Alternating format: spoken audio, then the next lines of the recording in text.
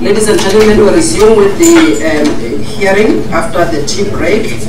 We have our next presenter from Secretarial Rentals. I have the name of Riaz Tayop. Riaz, could please come forward to give us a presentation. As Riaz is coming up, I would like to remind the audience today that we have interpreters on Channel 4 for Sepedi, Channel 3 is Sitsonga, Venda on Channel 5, Afrikaans Channel 2, and then we also have our sign language up here in front. So if you would like to utilize any of those, if the presenters would like to speak in any of these languages, you are free to do so. And the audience, you also have the microphones on your seats there. You can utilize those.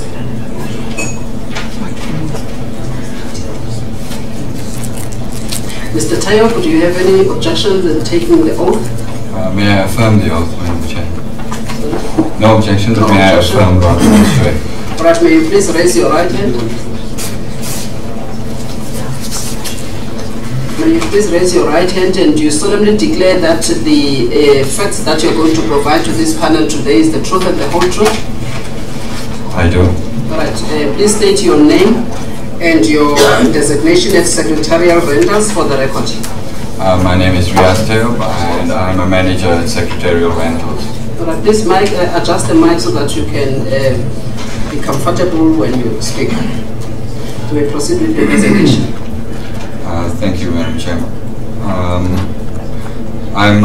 We're Secretarial Rentals, a small management and investment company that allows people to invest in houses and pay off their mortgages much quicker so that they get free cash flow from their residential investment. So I'm adequately nervous about being with the eminent regulators as well as the top dogs from ESCOM. They're much bigger than me, but we're a small company with big dreams, unlike ESCOM, which is the opposite from the perspective I'm going to give. So there's a difference between a perspective and facts, but I've drawn the facts from sites like Engineering News, organization Undoing Tax Abuse, the trade union movement, and a number of people.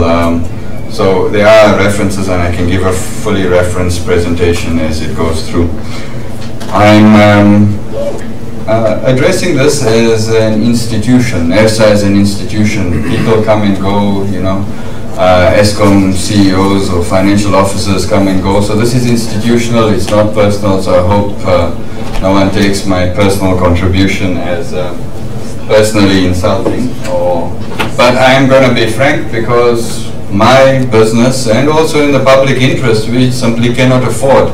So my presentation is basically that we object to the 30% increase outright. I mean, there's absolutely no justification for it. But as you'll see from the conclusion, that we are realistic. So objections have been received from across civil society as well as the private sector and trade unions, and us as well, and we have much in common with both OTA and COSATU, and it's a very interesting country when OTA and COSATU actually agree on something, you know. It's like, wow. Right, this is the technical stuff that has been dealt with, and I will not deal with the technical as such, because I want to take a developmental and a public interest perspective, right? Because we know in our country poverty is racialized. Most black people are poor, right? And I don't believe anything that these politicians say. I focus on what they do. A good speech is just a good speech. This is supposed to be the second phase of the national democratic revolution on our path to socialism. Yet we have the worst economic policies that have been chosen after RDP, that is the growth, employment, and the time that you have here, which you've taken 4 minutes of your time, it must focus on the application before us, your input on the application, not the economic policies of the country if they have no bearing on the application. Madam, that will become clear. I'm setting the scene for my thing, but I'm aware of the time. I won't take up more of your time. Let's just not attack the politicians, please. When you are here, remember what I've said earlier on in terms of our rules and our process. This is the Nersa process, and the Nersa process is, the purpose of it is to obtain the views, the facts, and the evidence from various stakeholders. And those facts and evidence are the ones that are going to assist us in coming to the right decision. So we would not want presenters to attack politicians and the economic policies, except to just tell us what is the problem or what are the concerns with the application before us, please. Madam, then please do interrupt me as it becomes clear from my presentation, because mine, like I said, is a public interest developmental perspective, so please stop me as you like, but it is relevant. I'm setting the framework for it, right? I know the decision is going to be made on technical grounds, but context certainly matters, as Mr. Juve pointed out. So all of the stuff, I try to do the formulas, very hard to do, so I'm glad the regulators are doing it, and it's very good to have regulators who are taking detailed notes. It depends on assumptions and estimates, as well as costs and sales, right? So that has been explained, right? And there has been a decision on the allowable revenue. So I want to bring perspective here, development perspective, climate change, and I'm using this as a tangential example of why we have had an aberrant government as well as aberrant regulation at ESCOM, right? We are the largest emitter of CO2 in Africa, right? That is the cost profile from CSIR, right, on the generation cost from photovoltaic. So we went with dirty old technology, right, and costs have now caught up. So we have path dependency of bad decisions leading to a situation like this. And we're a sunny country, you know, we market ourselves as sunny South Africa, but we didn't take the energy route, we chose dirty coal. So it's bad decision making. So there's a serious lack of rational policy making. My point is macroeconomic, and I'm going to tie it in to why consumers should object to this increase, because it's going to take out disposable income. But since Madam Chair wouldn't like me to address these issues, I'll keep it narrow, but the presentation is available, right? What we have had is ESCOM has followed the neoliberal policies of it's a Washington consensus thing of liberalization, deregulation, privatization, and commercialization, specifically for ESCOM at this time, right? Extreme circumstances require extreme measures, right? As I will conclude on that point, right? Has the legal structure of ESCOM as a corporatized structure worked? Right? Is it actually producing results? Does it allow the regulator to have enough information and insight? Does it allow government to provide credit guidance and influencing decisions there? No, in my view, it hasn't. And I also feel very sorry for the ESCOM representatives here, because what you are seeing with them defending ESCOM is what the OECD, the Organization for Economic Cooperation and Development, has called agencyfication. Now it's a sickness like cancer, and it has very, very particular symptoms. Right? And I'm pointing to agencyfication as why ESCOM will push its own line, right, and defend itself, because that's what its mandate is, that's what its performance management bonuses, right, are about. I mean, ESCOM got performance management bonuses even when the country was on load shedding, right? And that's objectionable. And we also find that Nersa has taken action, but as an institution, why hasn't it taken action sooner? Right? We need to ask those questions, because it's a public utility, even though it's corporatized and government is the shareholder. So has the legal structure been a successful way of organizing things? And is agencyfication a problem? You should really read the 2005 OECD report on it, and you will see that Eskom is suffering. It's a classic case of agentsification problem as a result of neoliberal economic policies.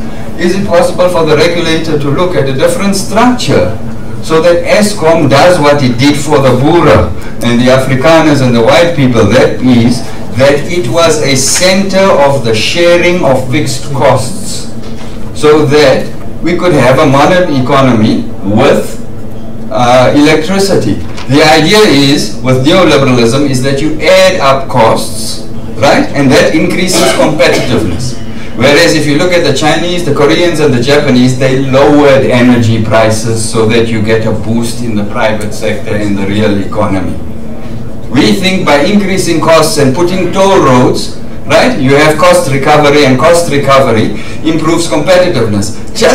I mean, you have to look at the idiocy of this. You increase expenses, and government officials and everyone tell us we're improving competitiveness.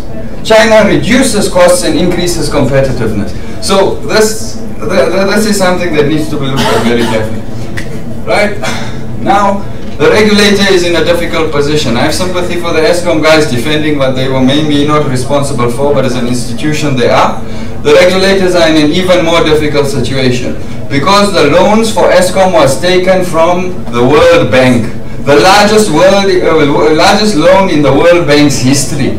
And you know, if you select the World Bank for a loan, it's like going on a street here in Polokwane, because all we have now is hairdressers and nail bars and mashonisas, right?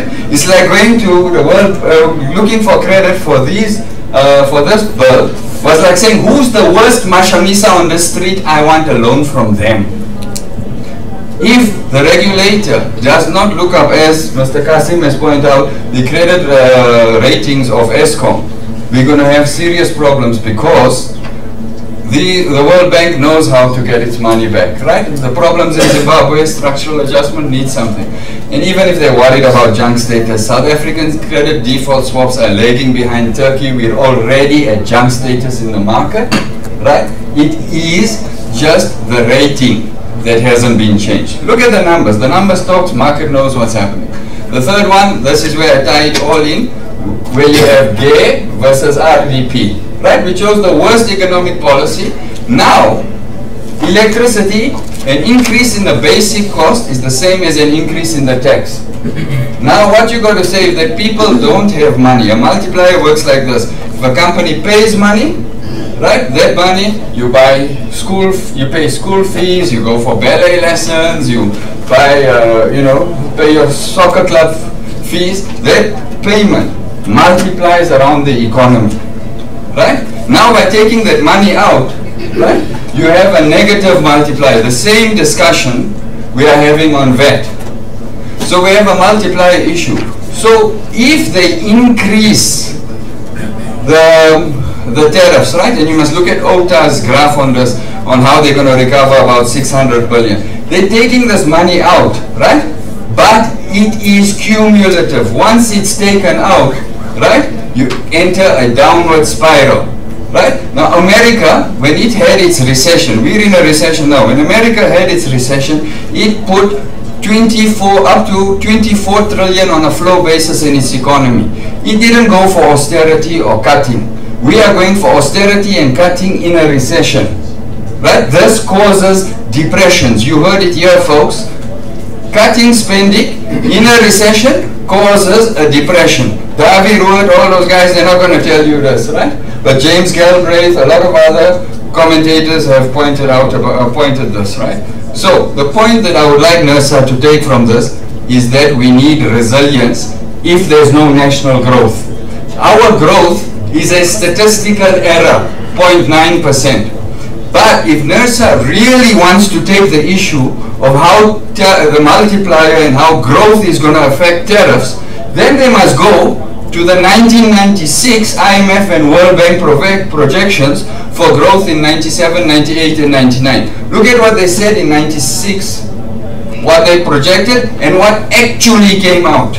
And you will see that they are sucking it out of their thumb. If you look at 96, what they projected and what's actual, right? They are guessing. They use all the maths and everything, you won't understand it, but they've been wrong every single time. So if Nersa doesn't give the increase, we're going to have serious problems with the World Bank, and we know Donald Trump is there, and that's not a very nice thing. Right. So if they increase the tariff and there's no surge in demand, that is people having money to buy stuff, because that is growth, right? When people spend and everything's bubbling, right, that's what happens. Right? But if there's no growth, 0.1%, and they're giving us above inflation increases, right, then we must export, right, because that's where the surplus is going to come from. But there's no surplus because we got trade wars, increased protectionism, limited tariff protection. We've lost heavy industry, we've lost clothing and textiles, foundries, machine tooling, rail building. It's just ridiculous. We focus on crime. It's, a 60% unemployment rate about, if you take the labor force participation rate rather than the, people available to work, rather than the employment figure, how many people unemployed, there's a technical thing there, right? We're in trouble. We're in deep trouble, and they're going to make it worse with VAT increases, cutting budgets, and increasing the electricity costs. So, I strongly urge the rejection of the application by ESCOM. Finished. They talk about prudence and efficiency. Right? If you read the OECD report, you talk about effectiveness, not efficiency. I don't mind if we pay a little bit more if we have good BEE deals, not just milking Gupta deals. Why must we pay for that? Right? You create a mess. There's a very nice rule. Don't crap on your own doorstep. Right? And now these guys got to clean it up, but you got to clean it up. But we need to deal with the structural issues of corporatization, agencyfication. But also you have to read the financial press, right? Because you have to understand, right? A capital-intensive business is very sensitive to volume changes. And I agree with Mr. Jubeda. He has difficulty explaining it, and I hope the regulators focus on this. Capital-intensive business, small volume change, and you have Tudumiyeni. Right? Same thing, capital-intensive business. But the financial press will report it as if black people are like this, and this one is like that, and that. You have to be very careful. Right? Business that are capital-intensive, very sensitive to volume changes. And we need ESCOM. We got to look after them, right? Okay? But first they got to show, right, that they can do the job. My rule is very, very simple, right? If you had a bus driver of school children and he had a crash while driving, while drunk, right? Don't let him drive the bus again. You know what I'm saying? It's just like ish. Okay, extraordinary circumstances demand extraordinary measures, right?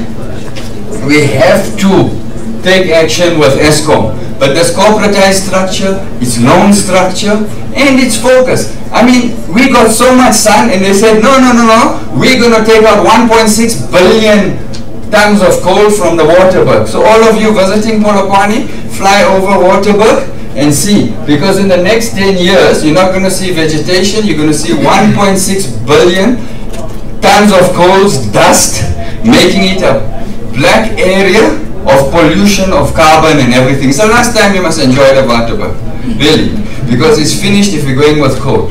And we're going to pay extra, because look, Germany in 2007 built the equivalent in renewable energy of 2 nuclear power stations in 1 year, 2007, right? Okay, and we went dirty coal. Now, think about Germany, when they make that Mercedes-Benz, their energy cost is coming down to the amortized cost of renewable energy. In all our products, China is moving ahead. Even the US is moving ahead with renewable energy. We're going to be burning coal, whereas they're using solar to make their cars. So even Eastern Cape, all those production plants are going to be uncompetitive because of the energy cost. China is moving, everyone is moving. Why are we stuck with ESCOM? When fiber was available, they gave us ADSL. Now they want to offer us new technology. Same with ESCOM, use the old technology, and a lot of people made a lot of money. You must read the economic confessions of an economic hitman to understand what the regulators are going to face. If you don't pay the World Bank, that mashonisa, yo, you take your fingernails, your toenails, your hair, everything. Object to the ESCOM increase, they must prove competent, but we must recognize that capital-intensive businesses are very sensitive to volume changes. Thank you very much. Thank you, Mr. Ayop, for your presentation and for your views. If you have a piece of paper, before you walk away, you gave us some presentation, so there will be things that we want to get clarity on. We take your views very seriously. That is why we take the opportunity to ask questions. If you have a piece of paper with you and a pen, I'm going to start with Mr. Adam. Thank you, Chairperson. Thank you, Mr. Rias Tayab, for your presentation. I suppose you approach your presentation in a particular way, but the one area of information that we did not get is the impact on the clients in your business. Your secretarial rentals, I assume that you rent out property. So that impact, I think it's a missing element, and so I'm not sure how much of it you can provide here or provide at a later stage. Secondly, as far as your critique of the policies and so forth is concerned, Nersa is limited by the Act and its own regulatory function, and at the end of the day we will have to take decisions within those parameters. So I'm not sure which of these aspects that you've brought to our attention translates into the area of operation of Nersa. And then the third point I'd like you to give us some idea on is the whole question of the coal mining and its polluting effects, because that is the primary source of energy, for ESCOM to produce electricity. And I'm raising this question because if you say that your position is aligned with COSATU, then the whole question of jobs, the coal sector as an industry, the future, of all the transformation opportunities does come in. How do we balance then, the whole issue of losing jobs or improving the type of jobs in the coal sector, particularly that, many of the major coal sourcing areas are in the northern provinces as well. Those are my three questions. Mr. Adam, Mr. Mkis. Thank you, Chairperson, and thanks for the presentation, Mr. Rias. I note that you are saying that you've got your own rules, which are simple. You said your rule is simple, very simple. And then we also have got our own rules in terms of dealing with the RCAs, which in a way they bind us to deal with this in a particular manner. And you are talking of an outright rejection of the liquidation of the RCAs as applied by, as requested by ESCOM. I just want your response there to say, are you saying that are you still of the view that these must be utterly rejected instead of being considered within the framework that we are operating in?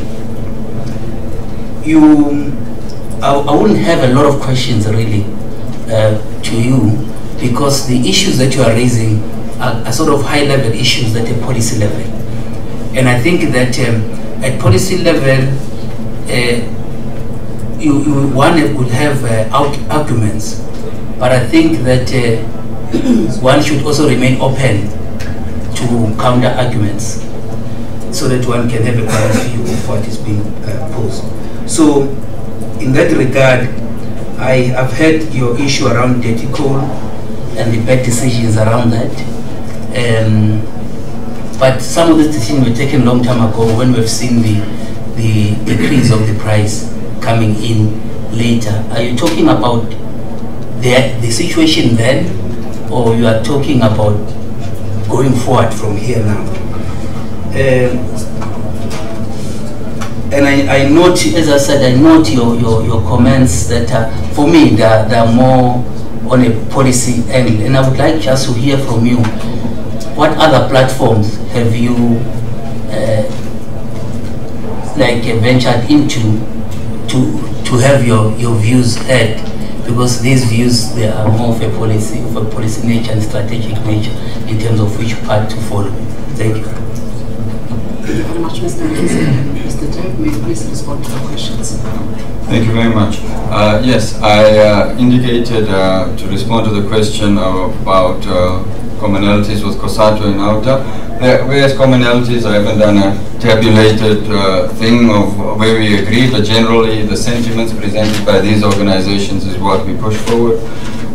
Because there is some rational reasons why Eskom's claims of prudence and efficiency are laughable, right? I mean, we all know what happened, right? They don't even know if Molefe was an employee or not, right? That's the level of contract management. Not, you have discussions on state capture, right? But according to some reports that I've read, one aluminium smelter could have been shut down, right? So that the entire country could not have had load shedding. That's how much aluminium smelting takes, right? But that's not part of state capture, that's not part of these discussions, right? We must just take it because that guy invested in a smelter, and if you turn it off, then it's very expensive, and let the whole country import, generation capacity. Let's forget the per kilowatt hour it costs consumers to run the electricity. So it's a bit ridiculous, right? Even if they don't even have this volume changes and capital intensity. I mean, the level of discourse is worrying for me. But more to the, Mr. Adams' questions of my tenant's position. My tenants basically are low wage earners. You know, it's low cost accommodation in the city because this city has decided, didn't decide to upgrade its water, so we can't build anymore, so we can't improve density, so there's huge demand for accommodation here.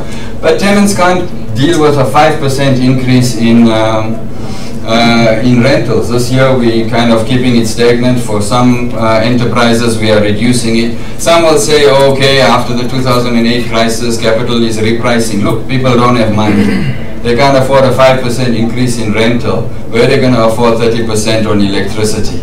Right? What we're going to see in our places is non-reliance on electricity. People are going to use candles, they're going to use paraffins, we're going to see an increase in fires. Right? This is what we are facing. 5% increase year on year, they can't afford. Where are they going to afford all these increased costs? Because energy is has a multiplier effect across the inflation basket of products that poor people use in this country. So that's it. Capital is repricing. Okay, that's true. But people can't afford rental increases, let alone energy increases. I looked at the reason for the presentation at the strategic and policy level was that I looked at the presentations and I went quite carefully over OTA, COSATU, and some others, including Ground Up, who's written some important things around this, and I decided that I'll make it a policy position. I mean, I know that Nersa has got its rules and you guys can work it out. I can't work out your formulas. And I'm glad that there is a good dialogue between the chair and Eskom, you know, getting the arguments right. But where I'm also uncomfortable, right, is that, Eskom, the tail shouldn't wag the dog, you know. Right? It's Nersa that must hold Eskom to account. So while I like the dialogue of getting things right and getting answers right, on the other hand, the tail might be wagging the dog, so I'm a little bit suspicious on that score. But Nersa is in objective difficulty, Eskom is in objective difficulty, right? Because we got Skotana economic policies. You understand? It's Skotana policies. Just anyway, I won't go into that. Coal mining, okay, right? The whole world is on about getting away from dirty coal.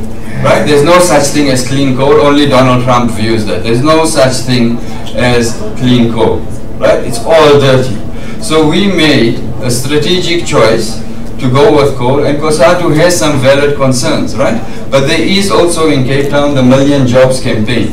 Right? In India they have barefoot solar engineers. We can't even get an employment public works program, right, for people to clean the streets. Just go outside in Polokwane, check how clean our streets are, right? There are alternatives, right? Sure, there will be winners and there will be losers, right? But you rather make sure that your grandkid doesn't have asthma and lung problems and that 30 generations from them, because coal is polluting. Coal is polluting. That they have a clean environment, that we can actually use that place for something else. Go to Witbank, check the incidence of pneumonia, check the incidence of tuberculosis, of allergies, right? I mean, it's quite serious. We're going to destroy the water. So there are problems. I don't agree with COSATU on that. I support the Million Jobs campaign because there are opportunities for renewable energy. Why? Because renewable energy allows our people to make hay while the sun shines. Right? For free. Once you give it to them, people can take care of themselves. People are productive. Look at the uptake just of energy efficient bulbs in Ghana. Right? In Africa, energy efficient bulbs uptake took off. Why? Because people are sensitive to it. They prefer durability, they prefer it. And we're not giving our people that option. We want to utilize our coal, right? But there are global movements that say keep the coal in the hole, keep the oil in the hole. If Germany can build the equivalent of 2 power stations of renewable energy in 1 year, right? The equivalent of 2 nuclear power stations in 1 year, right? Why can't we do that? Why can't we incentivize our companies? Even Obama funded Solyandra, right? And the Chinese subsidize their companies. We don't have this thing. Mr. Tayo, we only have 1 minute to finalize your response. Okay. Yeah. The Nersa has a limited mandate. Yes, I agree. I thought I'd broaden it to say that I'll put it in context that prudent and efficient is not prudent and efficient. For a disaster, what happened in Mafeking is going to come everywhere. If there's no money in the ATMs and people can't buy stuff, it's very bad. Inequality since 2010 has increased, right? And Limpopo in particular, the only competition we really got going here is with the Eastern Cape and whether we're going to beat them to being the poorest province in the country. That's the only competition that's going. This is the greenest city in the country. Take a drive around. This is the ridiculousness we look at. So I hope people take this seriously, that we can't have more above inflation increases on electricity. Thanks. Thank you, Mr. Tayo, for your views and for making the time to be here today to share your views with us. And if you have any further information that could assist in this process, please feel free to submit the further details within 7 days. Thank you very much. The next presenter that we have is Mr. Elias Tlhaka, the member of the public. Do we have Elias Tlhaka? Do we have Elias Tlhaka with us here? If Elias Tlhaka is not here, we're moving on to the next presenter, which is Freedom Ngobeni from NUM. I have COSATU in bracket. I'm not sure if the views that Mr. Ngobeni is going to present to us today are the views of COSATU or NUM, but that will be clarified. Do we have Freedom Ngobeni?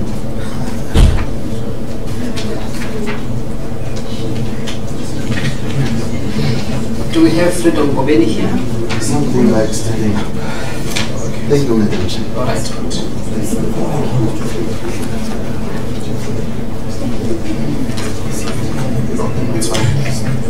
All right, before you say anything, sir, may I swear you in?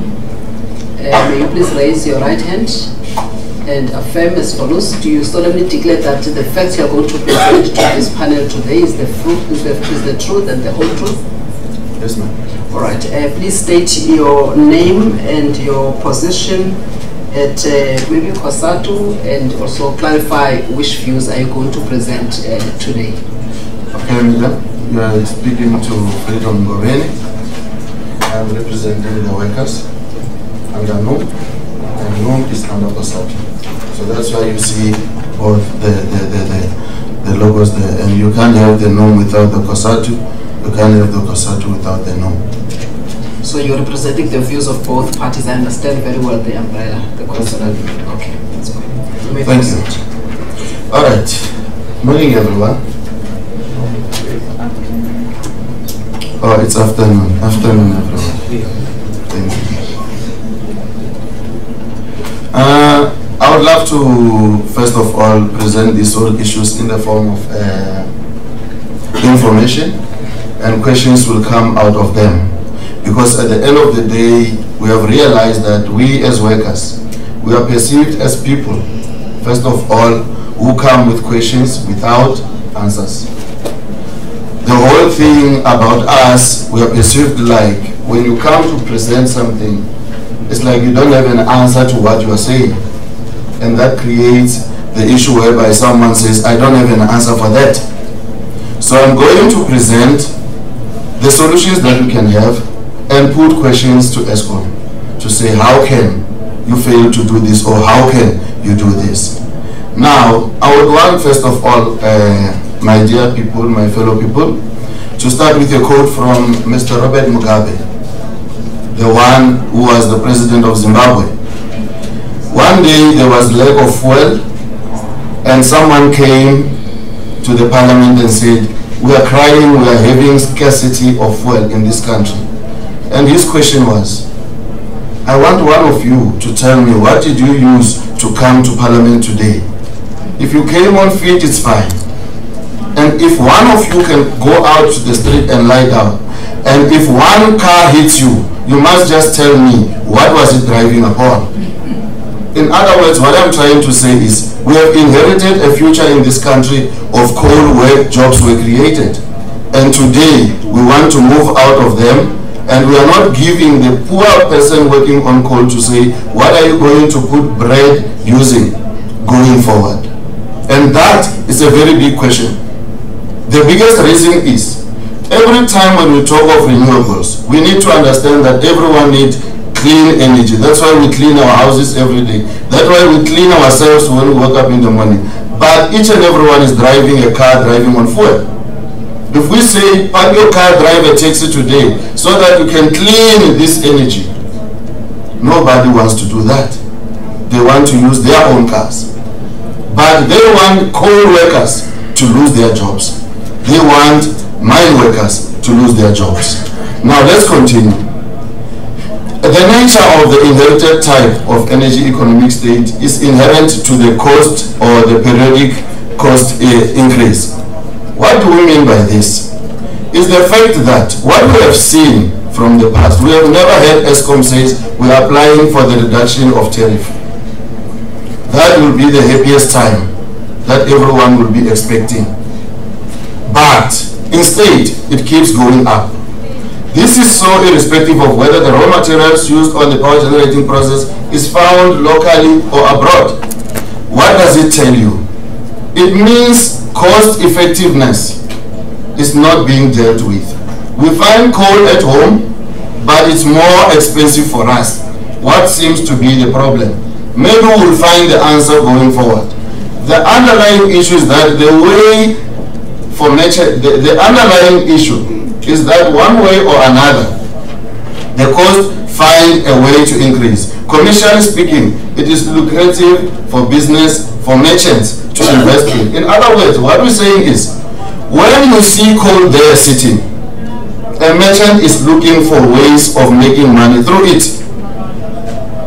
What is he going to do about it? I will invest in coal, they will pay me back. That is the only reason why coal is deemed as expensive today. Because there are people who have money in there who want to have something back. And at the end of the day, even the renewable energy, there are people who are willing to invest something in there and get it back. So at the end of the day, we cannot be coming with the issue of cost in order to reduce jobs. At the end of the day, by investor attraction, we speak jobs. In other words, when someone wants to invest in your country, he will tell you, I will give you jobs. But tomorrow when he prefers to use renewables, he will tell you, I don't care where you fall off. I just want to deal with the new investment scheme that is there. So at the end of the day, what we're saying is that it must not be that when you want to invest in coal today and have profit today, you prefer coal. Tomorrow when you want to prefer something else, you forget about us that you have hooked on the employment base of coal. While on the other hand, the user feels a little discomfort but have fewer options for relief. In other words, what we're saying is, the poor customer out there who is sitting there unemployed, and the one who is a teacher, a policeman, and a nurse, they are sitting down there. Once you put them in the location, they can't burn coal there. They have to depend on electricity. But ESCOM, what are you saying? Today, you want to increase the price. As you increase the price, what do you say about this particular person? He's got no option, she's got no option.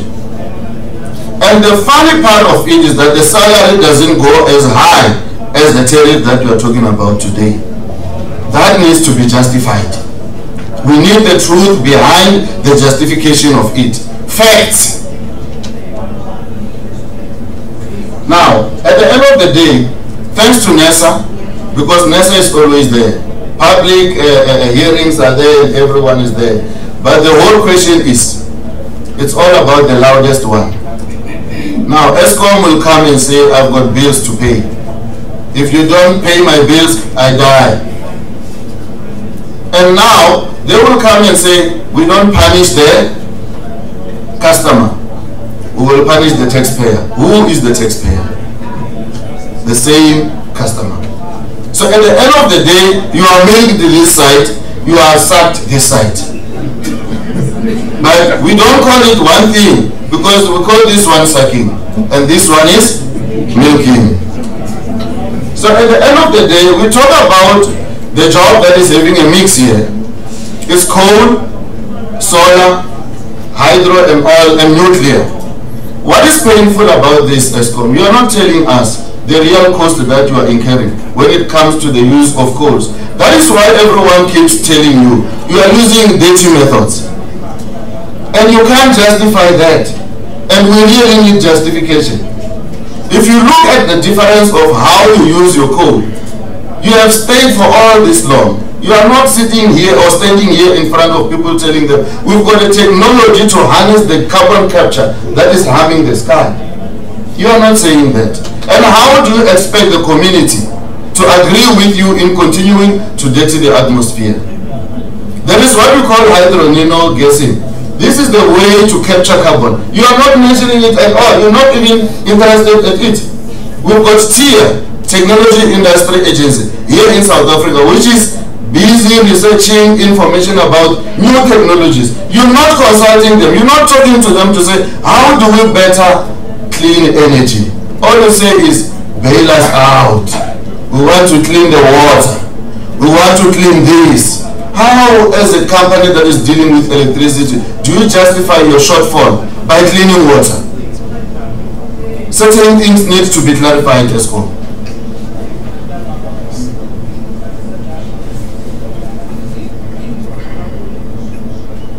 Now, we will be talking of three things here, Madam Chair. I won't take much of your time. I will shorten them. You will have a copy of this. Now, let's talk of the jobs themselves. When you look at what ESCOM is creating, it's a lot of jobs by the power stations, and the same power stations make sure that there are mines that are bringing along the coals. What does this tell us? It means it's a broader spectrum. There are those who manufacture the components that are used in ESCOM, the wires and everything. There are those who transport them. There are managers in there. There are people who are at the call centers. There are everywhere. where jobs can be manufactured. But ESCOM is not saying anything about when I get the funding, I'm going to increase this number of people under manufacturing. I'm going to increase this number of jobs under the call center. I'm going to increase this number of jobs wherever. ESCOM, you are not justifying your argument. And you expect everyone to agree with you. You will make us lose the jobs. That is the problem that you are putting us under. You cannot put numerical issues where there are social issues. What do you say about the particular places where you have made the water dirty? What are you saying the socio-economic? What are you going to do to correct it? Nothing is coming forth. And we need answers as that, on that, as COSAD and at the NUM. Now, at the end of the day, when we talk about the salaries of the employees, you know, it is quite ridiculous if you are an employee today, you say, I need a double-digit increment. People right now are on strike, fighting for 8%. And this is bad because these particular transportation people are the ones that are picking up your coal ESCOM, taking them to where you want to generate electricity. But today, you can talk any percent you want. Maybe it's a matter of bargaining. I start there, then I go down. We don't know. But the 30% is not justifiable. When you talk to the certain employer who is down there trying to increase the tariff, and then you talk to the employee under him, he's refusing to give him the money. It doesn't tally at all.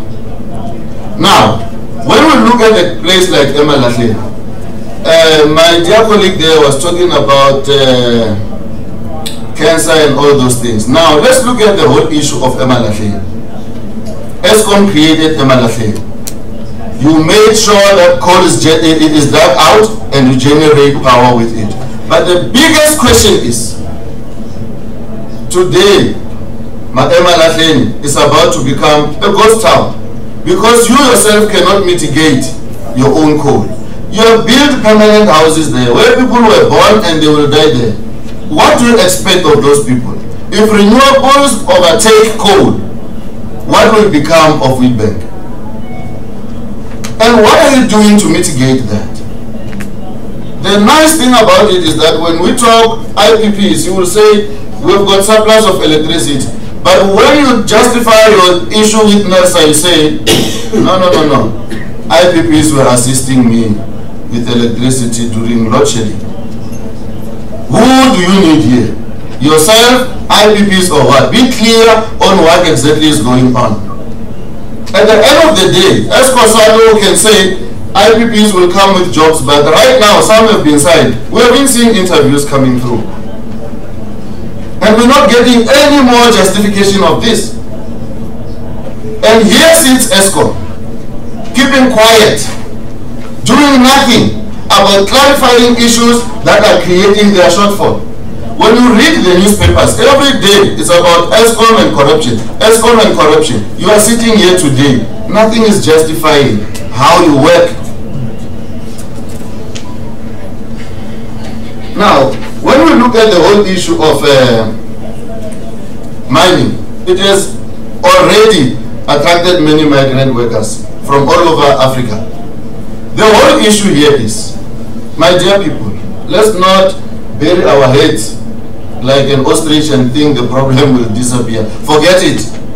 Africa is here to stay. You can use a power cut them tomorrow, they will be here. What does it tell you? In 10 years to come, this small country, how many people do you see it accommodating? It's a reality. Today you crying of jobs that are getting lost. But the fact of the matter is, Africa is still coming. Because this is one land. You remove all the fences, you remain with one place. Now, there is SA power pool or Southern African power pool. What you are doing ESCOM to us is a thumbs up. It is a fact that when you sell this power outside the country, you have grown 12% each and every year. And you are not telling this to anyone. Because you don't want to go there. You want to use a cheaper way of working at home. At the end of the day, when you look at the people like Tanzania and Malawi, those those people, and I mean Zambia, those people are dependent on hydro. During drought, they want more of your electricity, and they have spent more of your electricity. You're not telling anyone about it. What is your reason of hiding that? Where is that money going to go if you're not declaring it in front of the people? This growth of 12% annually, you don't want to declare it anywhere because you don't want to work out there. The whole issue is you know very well that transmission lines are not there. That's why you can't supply outside. And you are not saying anything. Your funding model is not saying where we're getting more profit is where we're going to put more money. Who do you expect to fund you? Because at the end of the day, when we talk home, you will talk of illegal connections have taken my money. Municipality did not pay. When we wake up in the morning, mines, they closed. Who will I supply? There are the customers. You are hiding. You don't want to declare that this is the way to go. And if ever you have to need advice from us, we will tell you that countries like Namibia, Botswana, Zimbabwe, and everyone, even Copper Belt in Zambia, all of them, they've got minerals to dig. But their question is, I cannot fund a farm of trees in order to have the wood to roof my house. I need someone to build a power line for me, and then I can be able to utilize the power. No one wants to fund the line in between. You are not talking about that so that the funders can go out and make sure that they create those lines. And then we can have a lucrative ESCOM economy. What is that doing? That particular outside or cross-border funding alone can fund your debt, but you are not talking about it. Why? And at the end of the day, ESCOM, domestically, you are falling down. The economy for you is going down, but you don't want to go there. So at the end of the day, you want the policeman, the teacher, the nurse to pay for your shortfall. Sucking, milking.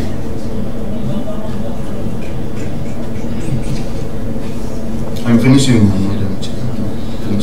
Mr. Ngobeni, you have 5 minutes. I'm giving you some 5 minutes. We'll be done in one. Oh. I'm a very fast person. It's just that this issue is very close to my heart.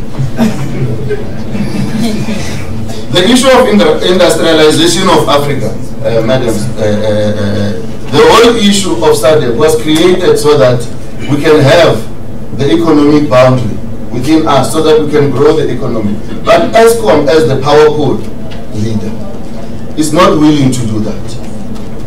They will rather hide behind and deal with debt and shortfalls and coal problems locally. So that alone was going to create so many jobs. If you look at the 3 gigawatts that ESCOM itself has gotten from the IPPs previously, they will pretend as if IPPs have started now. But from 2011 to 2016, IPPs have been assisting them. They don't want to talk about that, but they talk as if they hate IPPs. That is the big problem. And if you remember well, ESCOM, you are selling us out for one reason. There is a white paper that says you must be unbundled because you are not effective, whereby the generation of electricity is supposed to be competitive. That means all these power stations will lose value. You are saying nothing about that. We need that information. The transmission of lines also, the transmission itself of power. When we talk of the IPPs, we're talking of the people who can be able to generate power. Why not look at the funding model for Africa, whereby independent transmitters can be there, independent distributors can be there, because you know those countries, they lack the funding. Now let's go down to pricing so that I can finish.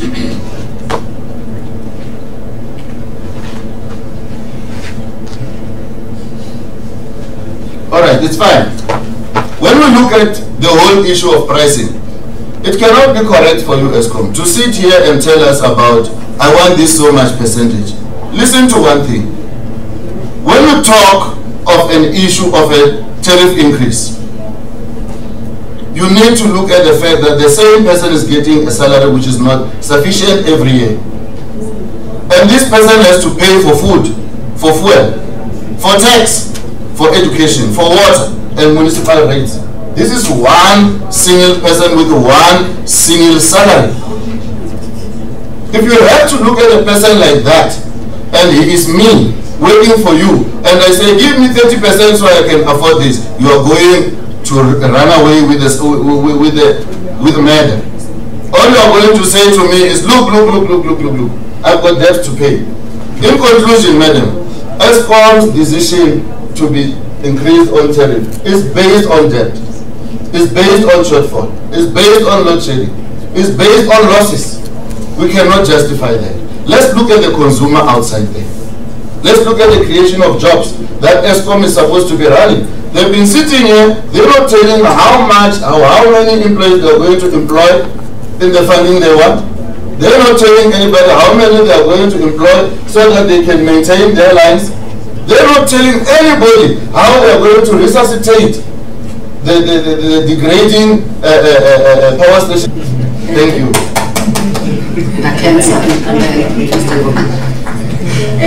Thank you very much, Mr. Ngobeni, for your presentation and for sharing your...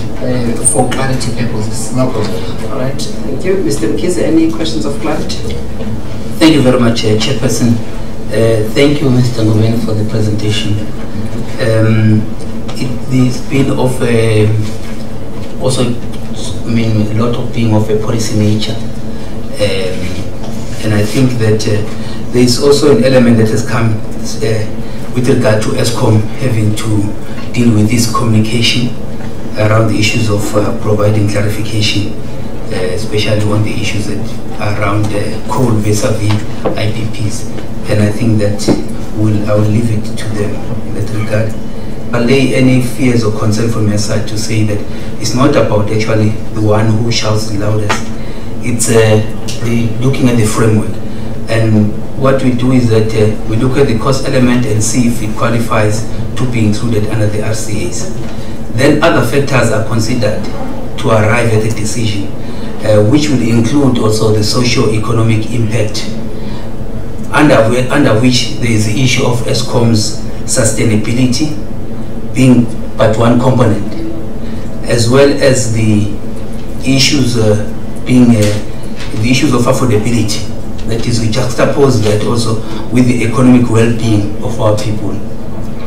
Hence, noting that I would appreciate your views as to how then we can do the first part, which is the analysis, coming to what is in the framework and what has been prudently and efficiently incurred in terms of the cost, and then what are your proposals now in terms of the cushioning of the consumers, as well as particularly your members? I just wanted to if you have, or if you don't have maybe some now, maybe you can provide us later with regard to that element, because we will do the thing according to the rules, what the framework requires, and then there are these factors that we then have to consider. Because really, when it comes to affordability, you cannot squeeze the blood out of a rock, and then you need then to do something around that, which might also go back to a policy issue and not necessarily be dealt with via the regulatory framework. So I would love to get your views around that. Thank you. Thank you, Mr. Mkhize. Mr. Adam.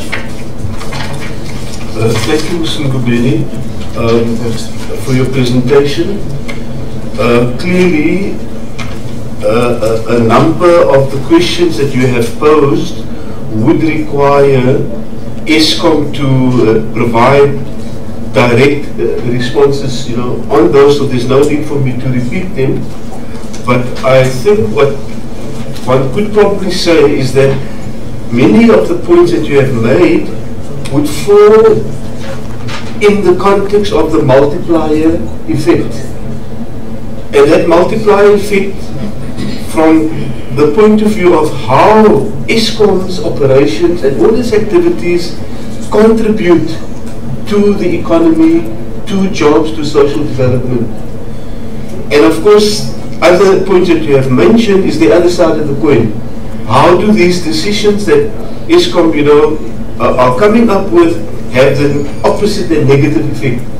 So a lot of those things, you know, are what you have presented. And my question is, does the National Union of Mine Workers and also COSATU, you know, in the regions concerned, actually engage with Eskom on these matters? Because clearly these fall into policy sometimes and some into strategy, but not necessarily directly into regulation. So I feel that's an important, you know, aspect, and perhaps you can indicate to us whether you do have those engagements. Then more specific things. You would have, if you had the opportunity to look at the Eskom presentations in detail, you will find that during this time of its lowest demand and continuing decreasing demand, it has had the highest overheads. It has had high fixed costs, and a very crucial aspect of that is the employee benefits, or the number of employees that Eskom employs, and their salary packages. Now, as a union, how do you think you would address that aspect, because the impact of that is then on consumers? The second point is that a key area that Eskom has mentioned to justify, you know, the recovery of costs is that they've got a different system of managing coal, which they call coal handling charges. And they feel that because of the coal handling charges, you know, that is a justifiable reason for consumers to pay. Now, since you are directly, you know, in the sector and in the industry, what is your comment on whether those coal handling charges are justified? And then my last question to you is also to get your view, really. Eskom has mentioned that because of the huge decrease in demand, the environmental levy, you know, which they are by legislation, you know, requires. Now, we've heard about the allergies, we've heard about the illnesses, we've heard about the fact that from you that, you know, that Eskom is not investing at all in the cleaner coal technologies. What is your view on seeing this return of the levy, you know, to the fiscus as being seen as a benefit to consumers? Those are my 4 areas. Thank you. Mr. Gomez, may you please respond to the questions? Thank you. I would like first to respond to the questions of it's Mr. Mkhize. Yes. Sorry. As he came first. Thank you, Madam Chair. I would like to respond as this minute. Is the fact that this very same person who is an employee is also a customer. That means the very same amount that you pay him is the very same amount that you expect him to pay back to Eskom. It's the very same issue that Mr. Adam is saying when you say they pay back to Treasury. They get money from Treasury. So that is a cycle. But the issue is whereby you use a pivot to pour out the water, but you open a flood when you want to receive. That is where the problem starts. The issue is where Eskom pays a little and then charges a lot.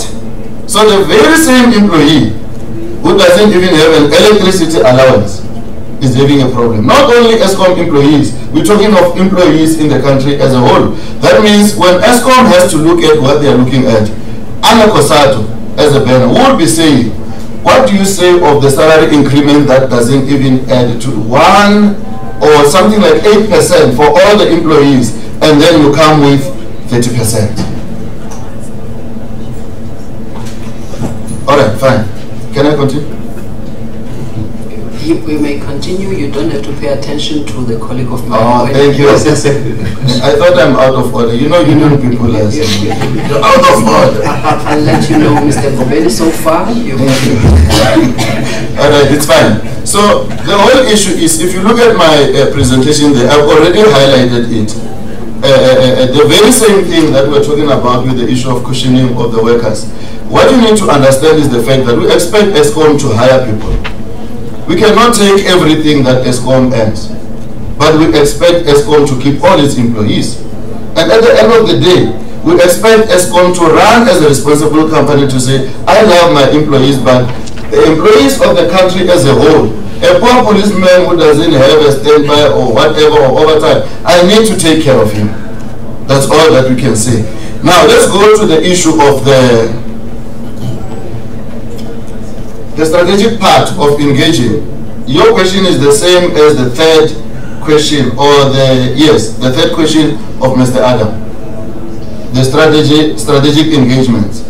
Now, when you talk of engagements, you need to understand, Mr. Mkize, that the bedrooms, like the houses, you know, the bedroom in the house decides something that the children only hears a little of. You just told you can't come back late at night, but it was decided inside the house. The facts were brought in there.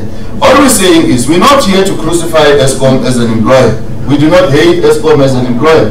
We do have places where we discuss with them. But at the end of the day, where we are given an arena to speak to the public, we need to make sure that we let the public know what is our view about what is happening. Because at the end of the day, we are part of them.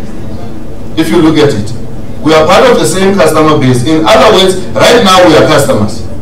But they need to understand that within the framework, we do sit down with ESCOM and say, look, this cannot be going right like this. This cannot be going right like this. Obviously, those kind of strategies are documented and ESCOM is supposed to report on them. And these are some of the things that we can be questioning to say, ESCOM, why not talk about this again? So that will be going to the issue of when you are an employer and you are a company like ESCOM, who is a public entity, you need to give a forecast to say this is our strategy going forward. Now that was supposed to have been brought by them. Now when we look at the issue of Mr. Adam, I will now come to your question. ESCOM is justifying the fact that when we had the lowest demand, load shedding and all these things, we had the highest headcounts of all times. Now when you look at how, let's not look at the politics first. Let's try and concentrate on the facts that ESCOM put forth when they said we had a load shedding. Let's not go and politicize it. When we look at it, you will discover that ESCOM had permanent employees. And in those times, ESCOM said this is a temporary situation that we are in. And in those times, ESCOM said, I've got a funding. Sort of saying, I've got a cushion to where I can derive these things. You have heard them justify it here. When you tell them, why did you overspend here? That means they took some of their money, make sure they put it in there. Why do we have to look at that? If you look at the danger part of having an employee who is permanent, this particular employee will stay with you when it's cold and when it's hot. You have skilled him. If you lay him off because today you are in a danger zone, you will need him next time. He will be out with an IPP somewhere. Now you will blame IPPs for nothing. Crying foul. Now, what is happening here is the fact that ESCOM had those employees. They did pay the salaries that they were supposed to pay. But to be honest with you, if you can ask them how much did they pay the employees in that time, you will discover that it's not 30%. So it's, even if you take that salary that they paid then, concurrently, it doesn't add to 30%. Now, let's go to the issue of coal handling charges. When you deal with the issue of coal, the Treasury and the Department of Labor and everyone, environmentalists and everyone, they know what is coal. It's not like they are born in the moon. When you handle coal, there is a specific way you have to deal with it. It's just like if you want to deal with the issue of coal handling issues. ESCOM, I'm not bailing you out. But we know very well that if a doctor has to remove something in you, they have to cut you out. And again, you can't burn coal without emissions. But what we're saying is, when we deal with the issue of you, ESCOM, trying to justify yourself to say, I had these problems, and now I'm overcosted, it can't be justified. Mr. Goveni, I'm giving you 2 minutes to finalize your responses to the questions. I will use 30 minutes. You said that before, and now I'm not giving you any exemption if you exceed that time. Let me hurry up. You are safe, ESCOM. Chairperson said, clap hands for it. Now, the whole issue is with the issues of call handling charges. ESCOM cannot justify that with the issue of saying we have been overcosted, because we know very well, each and every person, when he is costed, he will always talk, my problem is I had many people to pay. And who are going to do the job if it is not those many people? So when we talk of the issue of going back to treasury, you say you paid back. ESCOM, you've just said, I'm going to look for the taxpayers' money to pay my shortfalls, even though the particular customer doesn't pay. So you are not asking this money from treasury, from Nersa today, but you will go to treasury and say, give me the tax money. At least I didn't speak about it in Nersa. That is still your money. Thank you very much, madam. How many? You respond because you were touching on the other things, but some of the questions you didn't touch on. There's a question from Mr. Kise. It's a follow-up. Yes. On the issue of the levy, maybe if you can provide that in writing, maybe within 7 days. There was a levy of? The environmental levy, the return of the environmental levy as a benefit to the consumer. That is the one that I was talking about. To say, they say they took this money back to the treasury. But all we're saying is, since they have taken that money back to the treasury, they are going back to take it from the taxpayers now and say, I have a shortfall here. So they should have just said, I kept this money because I want to use it for something else. Not to justify, I gave you back, give me back. Thank you. All right, there's a follow-up from Mr. Mkize. You're not off the hook, Mr. All right. No, I think, thanks for the response. But I think that it might do justice for the members and the end users or consumers, that if you are so willing to provide written like submission to Nersa, especially with regard to the cushioning, because I think that for me is of particular interest. Because when all has been said and done, you will find that maybe there's a decision is taken, and then you need to factor in other means of cushioning the consumers in light of the socio-economic conditions that we find our country in that event, then Mr. Mkize is saying that please provide additional input as to what do you propose as COSATU and NUM that the South African public and the workers be protected or be cushioned from the impact of any increase. I think that's what he's asking you to do, if there's going to be any increase. So the last question, so it's really about the impact. So if you can provide that within 7 days.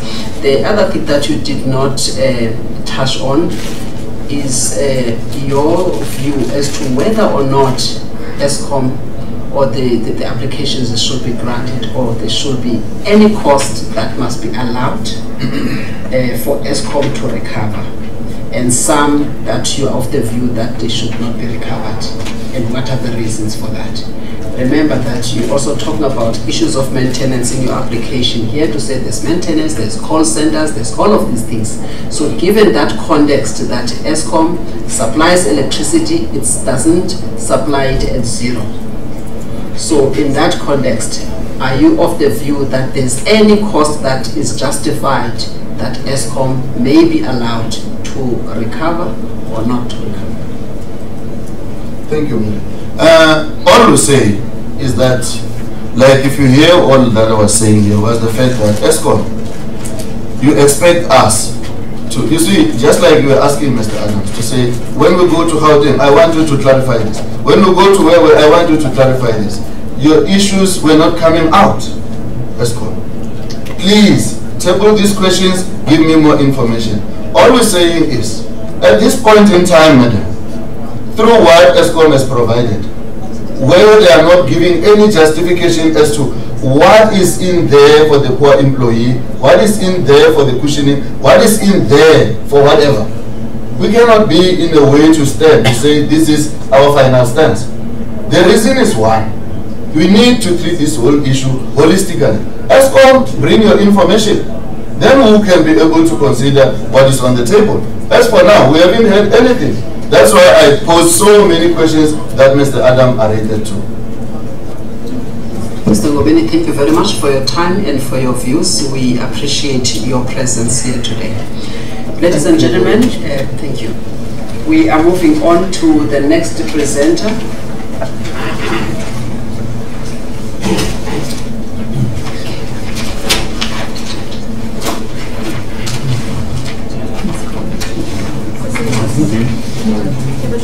Do we now have Mr. Elias Clark?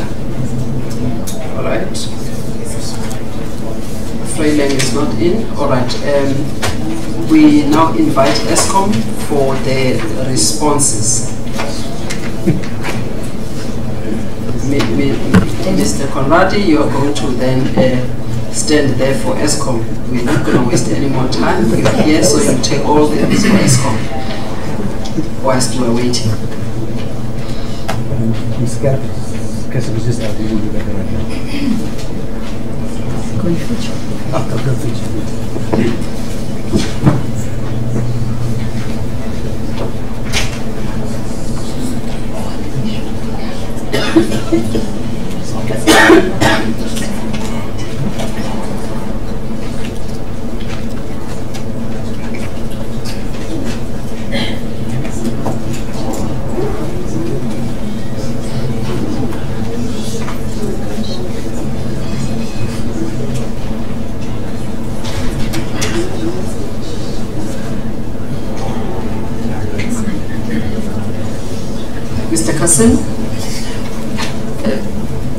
We're giving ESCOM the opportunity to respond to some of the issues that were raised today, some of which were raised by the members of the panel and others by the presenters.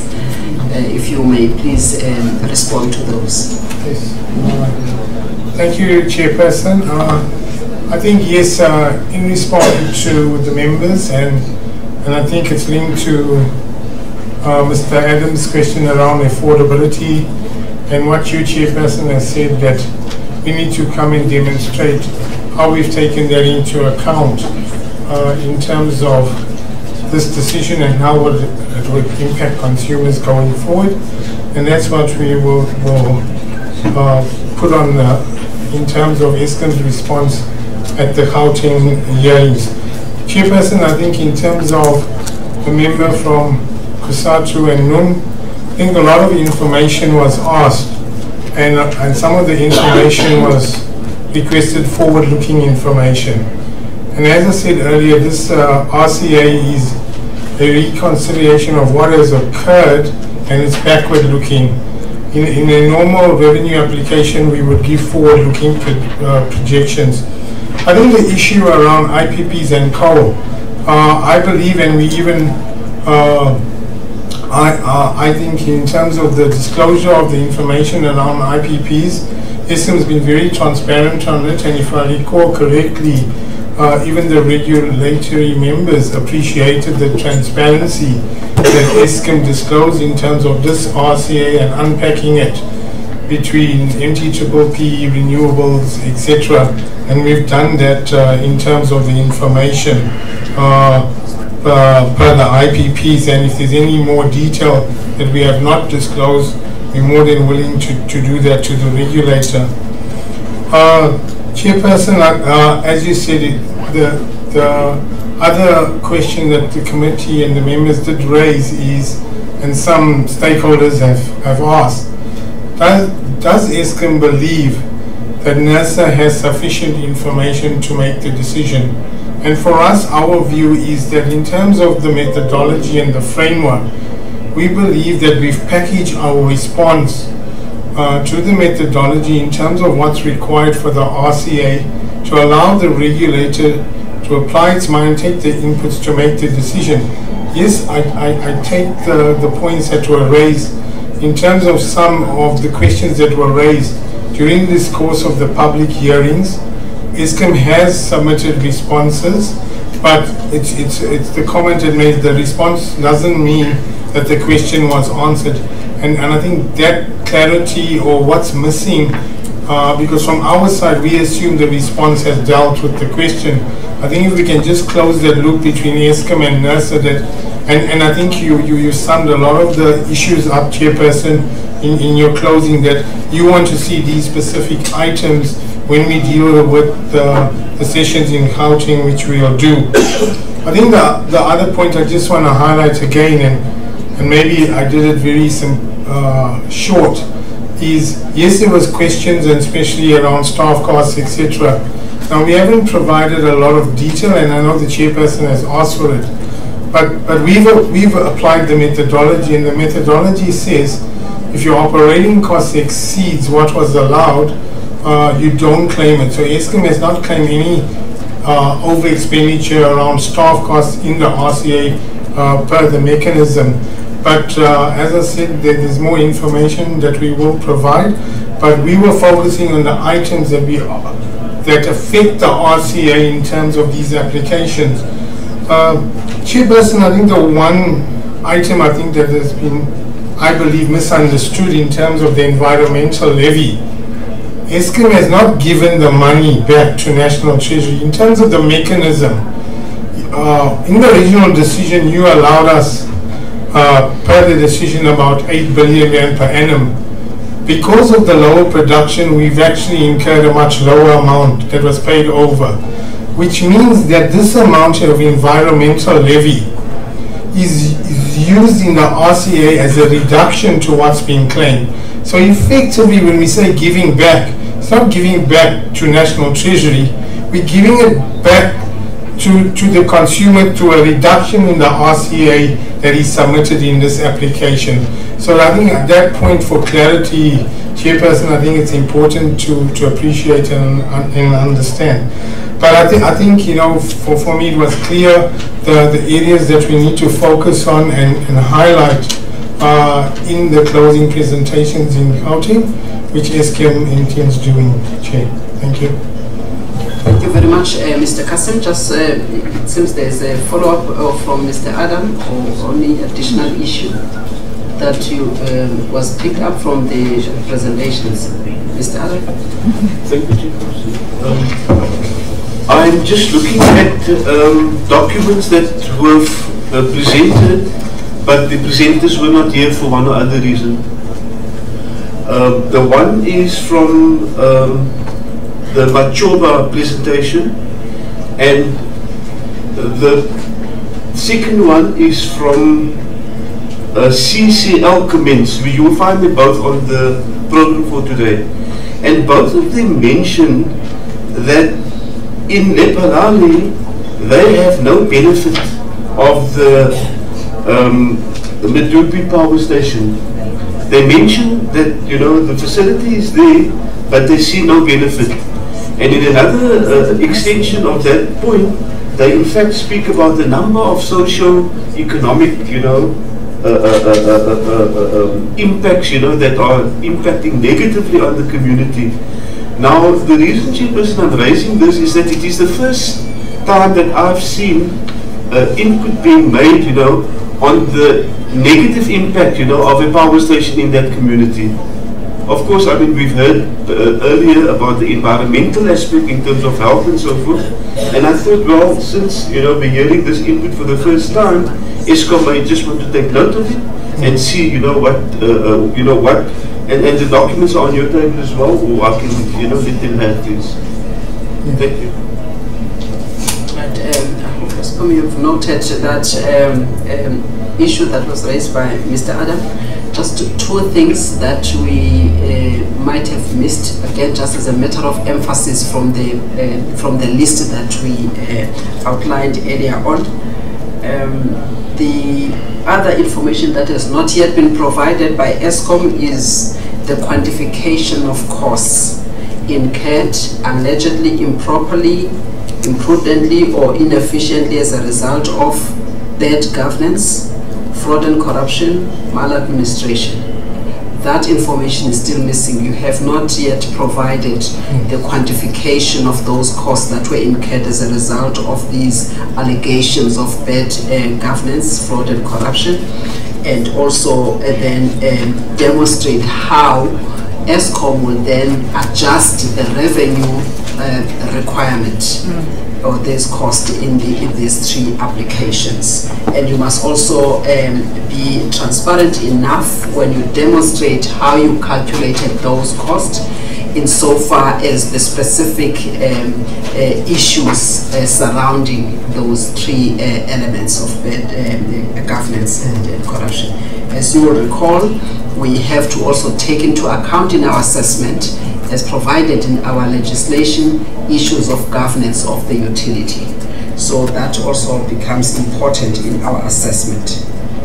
The other costs that we have not, or the other information that we have not emphasized earlier on, are the costs associated with the silo failure.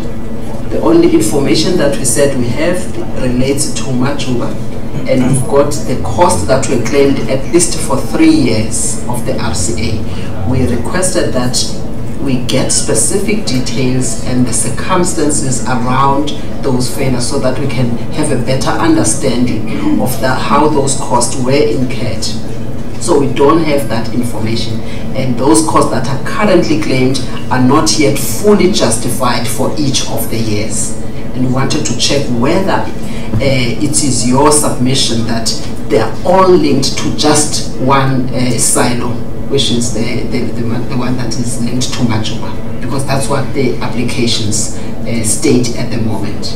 So that's what we would like you to take into consideration. All right. Just another issue that is closely related to this.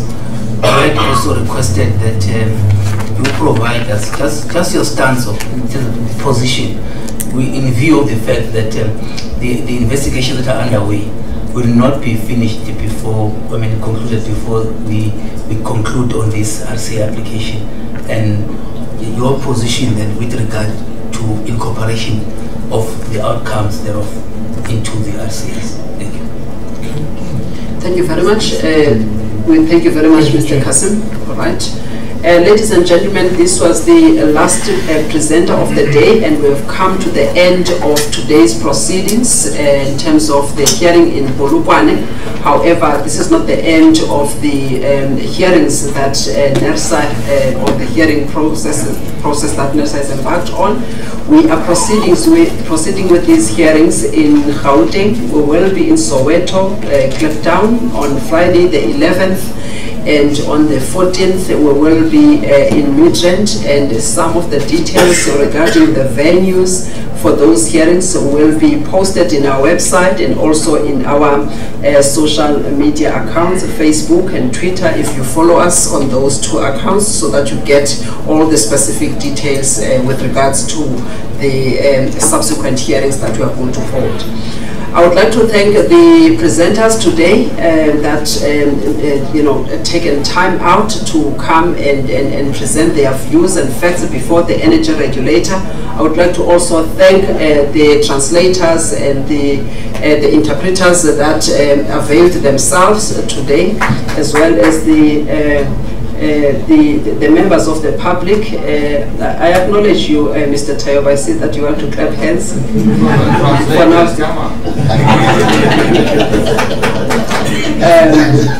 All right, so I would like to also thank the members of the regulator who also supported today's hearing, and everyone who have come out, and we are going to make our decision on the applications sometime in June, and we will keep the stakeholders abreast with regards to the specific date when we expect the final decision on the applications of ESCOM.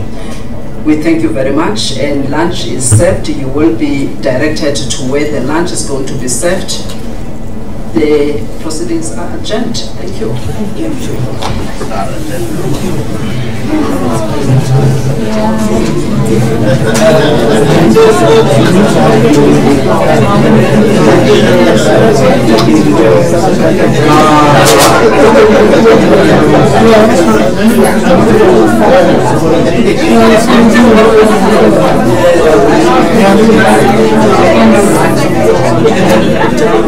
So far, I think it's